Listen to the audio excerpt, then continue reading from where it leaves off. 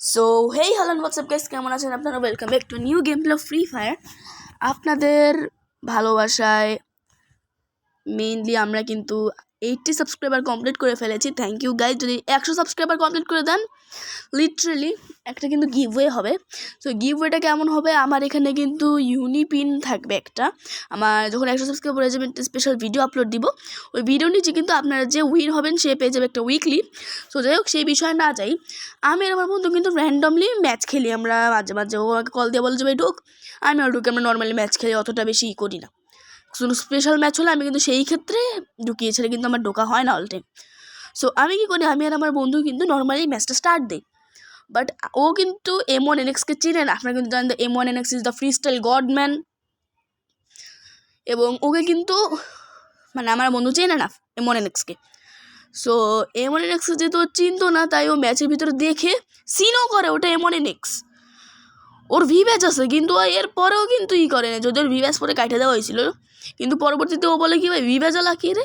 ও new game খেলা শুরু করছে, তো খারাপ খেলে না, জানতো হালকা পাতলা, কিন্তু এই যে ভি ব্যাচ ইউটিউবার স্টিমার্স বিশেষ করে M1NX-কেও চেনে না। মিস্টার ট্রিপুলারের মতন ইসেদেরকে চেনে মেইনলি। সো আপনারা যদি 100 সাবস্ক্রাইবার কমপ্লিট করেন, I will buy a mic to get a good audio. So যাই হোক, আমি কিন্তু আমাকে ডাকে যে ভাই দেখ তো এটা কি। আমি তো খুবই তাড়াহুড়ায় যাই ওকে এবং সিন করে যে ভাই না সত্যি M1NX। সো সো যেহেতু আমাদের ম্যাচে M1NX সেই সময় পড়ে গেছিলো, আমি কিন্তু হঠাৎ করে ঢোকার কারণে আমি কিন্তু সেই ভিডিওটা ক্লিপটা রেকর্ড করতে পারি না। কারণ আমার যেই মানে স্ক্রিন রেকর্ডারটার যে ফ্লোটিং বলটা থাকে ওটা কিন্তু আমার খুঁজে আনতে হয়। সো আমি আমার বন্ধুকে কিন্তু MB40 পিন করে দিই এবং বলি কি যে ভাই ম্যাচে M1NX পড়ছে, একটু সাবধানে খেলিস।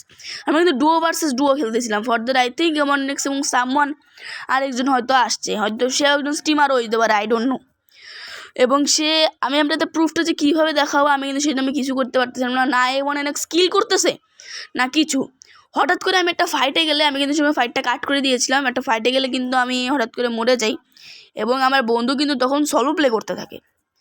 সো সলো প্লে করতে করতে আমি আরও বলি কি যে ভাই আস্তে করে একটু ঘুইরা আমার যায় রিভাইভটা দিয়ে না, কিন্তু তোর পক্ষে সম্ভব না M1NX-এর সাথে ফাইট করার জন্য। বিকজ একটা টুপি পরা প্লেয়ার ছিল যে আমাকে মানে কিল করছিল। সো একে তো খুব একটা সুন্দর বুদ্ধি খাটে এবং এটা টিম ওয়াইপ আউট করে দেয়। সো আমি কিন্তু তখনও বুঝতে পারতেছিলাম না যে ওটা M1NX নাকি, এবং M1NX কোনোদিন পচিনোকে নামে না ভাই, অল টাইম পিক প্লেয়ার পিকেই নামে। প্লাস সে ফ্রি স্টাইল গড ভাই, ওকে কিন্তু কেউ ভয় পায় না, because he is free style, তো ফ্রি স্টাইল গড রে ভাই। জোরো FF তালহা এক্স গেমিংয়ের মতন, বাপ রে বাপ। সো আমাকে যায় রিভাইভ দিতে, ঠিক তখন ভাবতে থাকি যে যদি আমার সামনে M1NX পড়ে তখন আমি কী করবো, টিম আপ করবো না মারবো। সো যাই হোক, আমার কিন্তু টিম আপ করার ইচ্ছা ছিল, এবং যদিও আমাদেরকে ফাইট ব্যাক করে আমি টিম আপ করবো, যদিও ফাইট ব্যাক করে আই উইল কিল হিম। আমি কোনো কিছু দেখবো না, বিকজ আমার কাছে যে লেভেলের গান ছিল, আমার বন্ধু আবার হিট লিস্ট মেরে ওইটাকে সহায় দেয়। আমরা কিন্তু মেনলি হিট লিস্টের উপরে ছিলাম, যাতে M1NX-এর উপরে হিট লিস্টটা পড়ে। আমরা কাছাকাছি মেরে দেখতেছিলাম যে M1NX আমার ধারে কাছে আসে নাকি। সো দ্য অ্যান্সার ইস না, আমাদের ধারে কাছেও ছিল না।